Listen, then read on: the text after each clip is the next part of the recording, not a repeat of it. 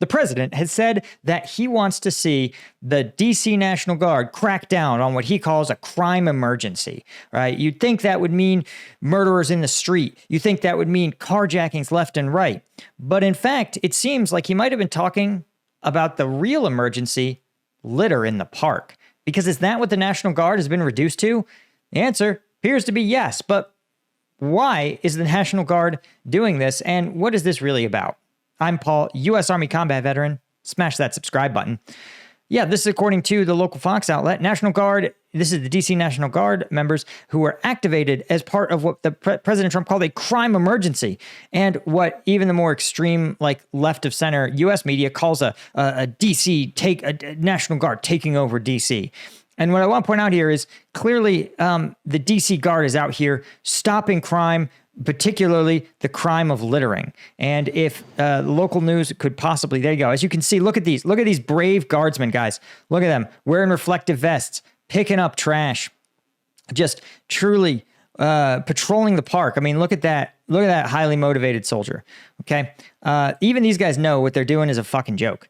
And if you follow this channel for any length of time, you understand, oh my God, this dude's a lieutenant. This is an officer.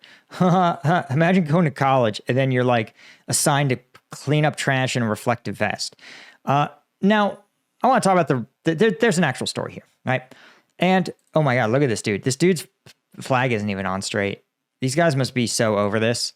I mean, I would be furious. Because remember, these guys are like college kids. Imagine you are studying for your like organic chemistry exam, and suddenly you get orders to DC to put a stop to a wave of murders taking over the country. You go, yeah, like I'm gonna do it. We're gonna make the city safe. And then you go there and you find out that this was actually just a stunt by the president to make liberals seethe, and that there's no crime to be had. So you just patrol around major metro areas at night. But then when the president, who doesn't realize that you don't have the authority to arrest anyone because you are the National Guard and you don't have law enforcement authority and you don't have law enforcement training, so you can't stop anyone, so you can't stop any crimes. What does that leave exactly for the Guard? That leaves them cleaning up trash. In fact, they call it, let's see if I can find it here, the Beautification and Restoration Mission. This is according to a military office overseeing the deployment that's meant to help them respond and deter crime, which again, you cannot deter crime if you are like the National Guard, unable to conduct an arrest.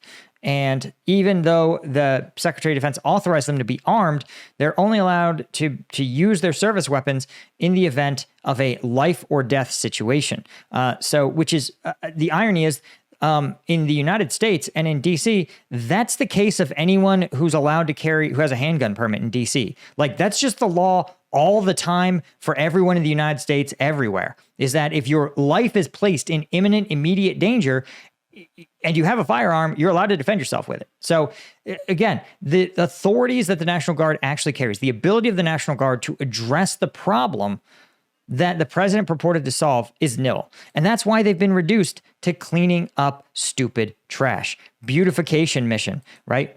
And this is also one of those things that is like dictators love. If you look at some of the poorest and most poorly governed countries on earth, like Kyrgyzstan, right? This is a country, let's see, if you look at it, this is a country, Kyrgyzstan. Let's see, Kazakhstan? Okay, sure, we'll do Kazakhstan. Okay, here is, for example, a picture of the Kazakhstani capital city of Astana, right? Now, Astana is beautiful, right? You can see, look at this stunning public park, these huge monuments, sprawling buildings. The only problem is the city is unbelievably poor. Has a per capita income of just $21,000 a person. For context, right? Let's see if we can find the city of New York, or let's do DC, right? Let's see. There you go. District of Columbia. Let's see if we can find the District of Columbia's GDP per capita is a GDP per capita. No, there's no way. It's 500 billion. It's huge, right? But this is going to be a lot. You're looking at in the hundreds of thousands. And so I say that because this is a common thing. If autocrats or people with an autocratic mindset, they believe that making things look a certain way is just as good as governing them a certain way, right? And I say that because you look at cities that are wealthy, what they generally have is the ability to maintain, they have great public services and great public maintenance services. And when and like a lot of times, if you can't govern a country well, what you do is you simply force the urban core to be clean at tremendous economic cost, sucking resources that should have gone to other more economically meaningful purposes towards this kind of stupid beautification effort, right? It's one of the reasons why an unbelievably poor city like Astana has a bunch of skyscrapers. It's not because that the city is so busy and dense, there has to be skyscrapers. It's because the dictator in charge of it wants skyscrapers to exist. And I say this because this is the exact same style of governance, right? They brought in the DC Guard in order to create some kind of clean up the streets. But the problem with someone with an autocratic mindset like President Trump is that he's not going to listen when someone says, hey, the DC National Guard, they don't have the authority to arrest anyone. They can't do anything. All they're going to do is be extra people for carjackers to carjack, right? And what they should be doing is either aiding in disasters, right? They could go to any place they could go to anywhere in the country that's experiencing a natural disaster. In fact, if we do have a natural disaster, the DC Guard won't be able to go because they're busy cleaning up trash in a fucking park. But also remember, every one of these guardsmen could be training to, I don't know, like fight and win a war. Maybe that would be a good use of their time, right? Do you think these guys, instead of cleaning up trash, should maybe go and again, hear me out here, practice fighting China? Do you think that could be a use of our military? Right? And so again, do you think it would be cheaper for the president just to be like, hey, DC government, why don't we give you some extra funds and you just hire somebody whose only job is to walk around and clean up trash in the parks? Like, would that be so hard? No, you could do it for a third of the cost of these soldiers who, again, should, every one of these National Guardsmen has a job, they're in education, they're working hard, they're doing something else with their lives, right? It's not like they just sit at home and wait for the president to call them and be like, hey, I found a cigarette butt in Lafayette Park. Get here, stat. And he goes, my God, the president needs me. Put on your reflective vest. Get your trash bag. Clean up all the trash. This is collectively, again, one of the instances of just like dumb governance. Like, it's not even malicious or evil. It's just governing by vibes. It's not caring about what does work and doesn't work. It's just what feels good at the time.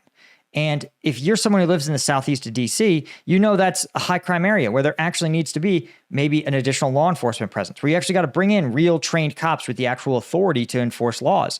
And instead of doing that, because that's hard and detail oriented and you have to negotiate with Congress and, you know, it'll buy you some goodwill with the city and the government. And instead of that, you just go, well, instead of really doing the right thing, why don't I just do some big, stupid performance that wastes taxpayer money and diverts resources away from, again, having a prepared, ready, combat-capable military, and instead turns them into trash picker-uppers.